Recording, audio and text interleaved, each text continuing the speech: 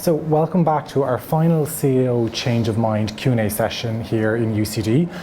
This afternoon we're going to look at the area of Arts Humanities, and I'm joined by Fionnuala Delan, Associate Dean of Arts Humanities, and Hugh Fitzpatrick, who is a History and Politics student. Yeah.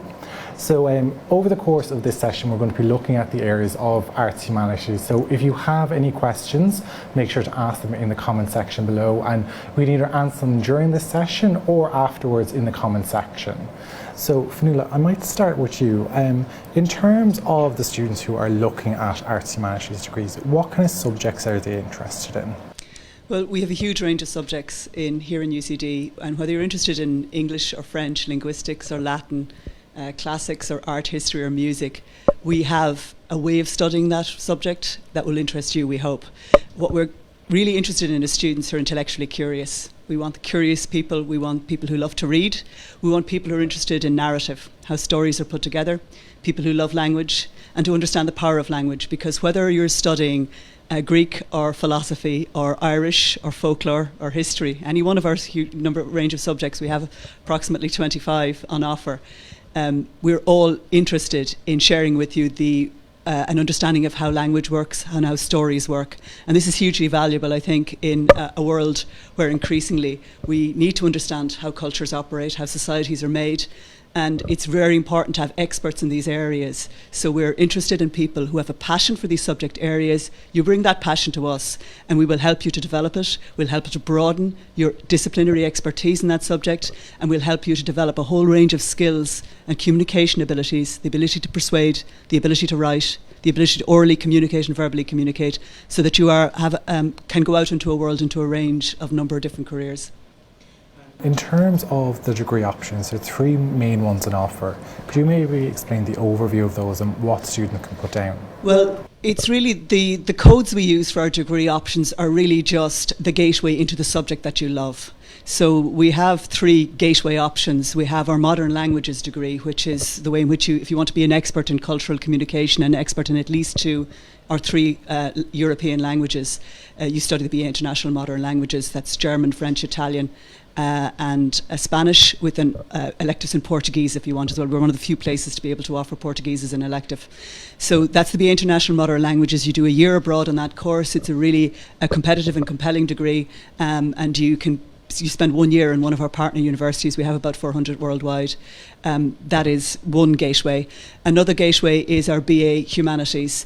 And these humanities courses, there are 11 pathways, including history and politics, classics, history and English, music, film and drama, English drama and film, English with creative writing. They're just some of the 11 pathways. Those courses are for people who know exactly what they want to study and want to take this option, because in year 3 we offer you huge flexibility in what you can do.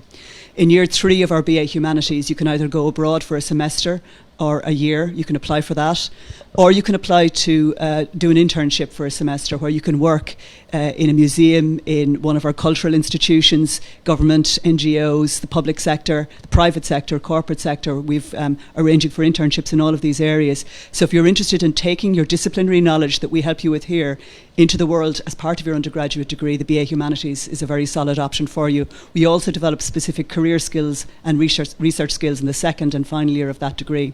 And then we have our hugely popular arts degree, which is mostly just the arts is the term for the gateway into 25 different subject combinations. So I would draw people's attention to that degree for the way in which it offers a huge opportunity to study what you love. So if you're a person who loves German or English or Greek or music, you will get a good degree studying the thing that you love. So come to us and share that your enthusiasm with us, and we'll share our knowledge with you. And the good subjects, a person who studies a subject that they love will get a good degree. So that's what we're interested in, the people who love what they do, because we love what we do. So we want to share that. Exactly. And Hugh, that's a good point to kind of turn to you in terms of why did you pick the subjects that you're doing, and why did you pick UCD for them? So basically, I was the exact same. History and politics were two things I sort of loved in school. I didn't study politics, but study history. It was probably my favourite subject in Leaving Cert, and basically that was the reason why I chose those two subjects. And I agree with everything Fionnuala said, especially at the start there, that I probably realised as time went on that there's so much about history, about understanding different perspectives. As the years went on, you sort of learned that a lot more. And maybe in the first while, you're just like, oh, this is really interesting. But then you sort of understand how history is written and how people use different evidence and different perspectives, and how to try to sort of understand where they're coming from, so you can read with sort of an objective mindset when you actually read all the research. They're not jumping to conclusions that you're not sort of formulating your own thoughts, but you're sort of trying to understand why they chose a certain language or why they chose a certain evidence and how that's influencing how they wrote it. And in terms of going to UCD, like my brother and sister went to UCD, I've been around the campus, I just sort of loved the campus feel to it. Like that was what I really wanted. I wanted that that everyone I walked around would be students. You know, it wouldn't be, you'd have like all your sports and everything would be on campus, all your classes in the same campus. You're not walking to different areas of maybe like a city centre to get to your classes. So that was probably the main reason why I came to UCD. And in terms of your course, what's a typical week like for you? A typical week would be probably a couple of lectures a day, maybe 2, 3, and plus a tutorial probably. Not all the modules have tutorials, but quite a few would have. And you have a tutorial once a week in each module, and then you maybe have 2 lectures in some modules and then 1 lecture in other modules. And the thing I really liked was, as the years went on, you get so much flexibility. Like in final year, I chose every module in history and politics, so it gives you a great range that if you're interested in political philosophy, or if you're more interested in sort of Middle Eastern politics, they offer 2 modules in that. So that sort of flexibility was a great, it sort of increased as the years go on, so you're sort of given that free range that you've sort of done certain aspects of history, and then you can decide completely yourself which areas you want, you find particularly interesting in final year. So that was definitely a great aspect of the degree. And in terms of students who might have done history for the Leaving Cert, you go into it in kind of an awful lot more detail here in UCD. So could you maybe explain that for students who have that interest in history? So basically, the Leaving Cert history would be more, you just learn the facts, you can just learn off the essay. You're not really interpreting where this information came from. It's sort of more fact-based, while history it's not really argumentative style, it's more sort of maybe give a list of things that happened in Hitler's foreign policy, while you wouldn't say like how influential they were possibly. So I felt in studying history at undergraduate level, it's a lot more, you read a great range of sources. You look into who the authors were, what their perspective was. Were they, if you look at primary sources, were they part of some organization? Were they part of a political party? And that sort of will colour your lens of how you read it. Well, that doesn't really go on too much in Leaving Cert history. So that's something I definitely improved upon in terms of understanding, why they chose these sections. Have they ignored certain aspects? You come a real sort of critical, skeptical mind. I feel like your critical thinking improves so much as the years go on, where maybe by the end you sort of read everything and you have like 15 questions to ask after one paragraph, because there's so many different, like why they chose that word, why they picked that, what's their reason behind it, or do they have an agenda? So that's probably the major differences I found. Just on that, that's exactly the kind of intellectually curious things that I was talking about at the beginning. One thing that you do, irrespective of which subject you're studying, history, politics, English, French, German, whatever it is, if you're studying literature and language, you're asking questions. And that skeptical perspective that you're talking about is a hugely valuable kind of skill to have, and it's hugely valuable for a flourishing life as well. That you're somebody who questions, who's intellectually curious, and somebody who is able to take a text and decode it, understand how it was put together. That's a hugely valuable skill, that ability to interpret, to decode, to reinterpret and to synthesize. They're kind of skills that you learn in different types of ways, whether you're doing science, law or humanities. They're all gateway degrees. All of them are something that lead to something else. But when you do it in the humanities, you're focusing on the social, on the personal, on the cultural, and how civilizations are made. So that's why anybody who's interested in those kinds of things, I hope, will come to us. And in terms Of those skills the students are developing while they're studying with us, what careers are they then going into with those skills? There's a huge range of careers, and that's one of the things I think that makes this a very interesting gateway degree in studying subjects in the humanities. Because you just look at our graduates. We have graduates who are maybe perhaps you might think typically working in broadcasting, for instance, like Ryan Tuberty, a classics graduate, or Fintan O'Toole, a journalist. They're all BA Arts and Humanities graduates. So that would be kind of maybe a more straightforward and obvious thing. But there are, because of the skills that I mentioned, the skills that Hugh was talking about as well, our graduates are employable across a huge range of industries too, because they work in HR, they work in diplomacy, they work in government, NGOs.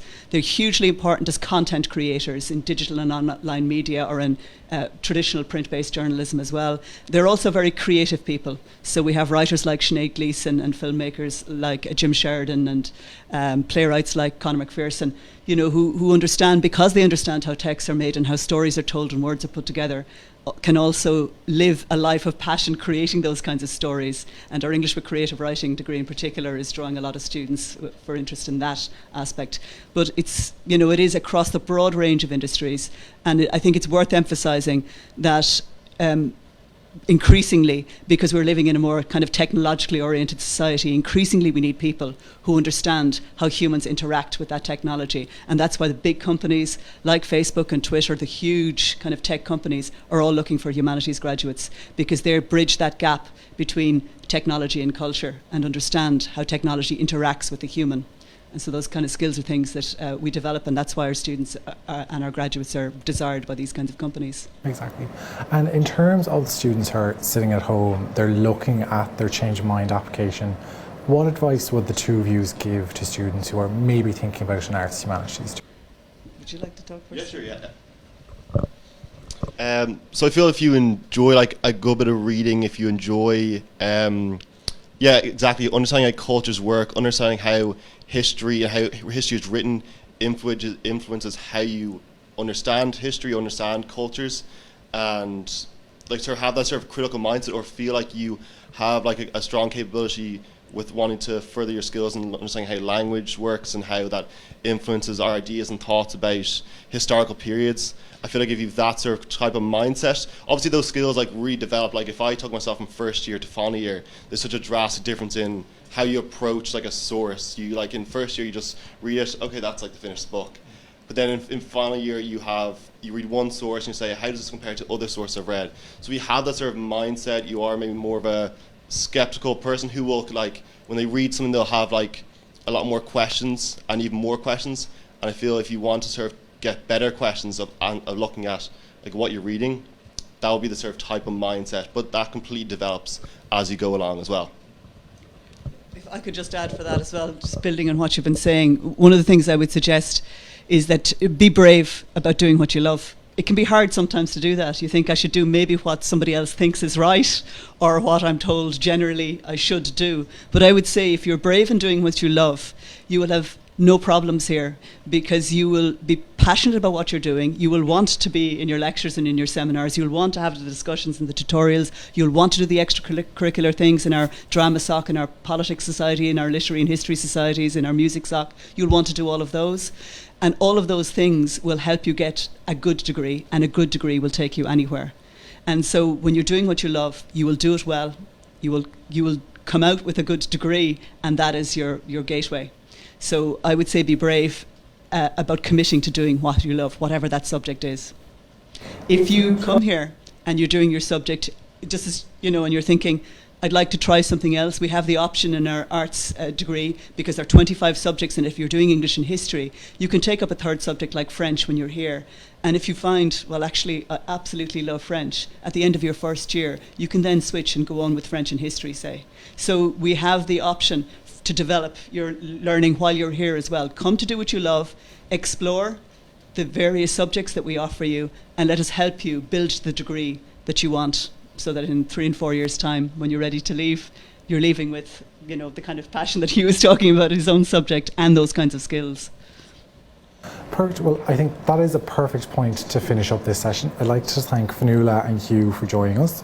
And don't forget the CEO Change of Mind helpline here in UCD is open until next Monday, the 1st of July. So if you do have any questions about any of our Arts Humanities or subjects or any of the different sections within UCD, make sure to get in touch with us through the My UCD website, social media, or on the phone line as well. So thank you very much for joining us.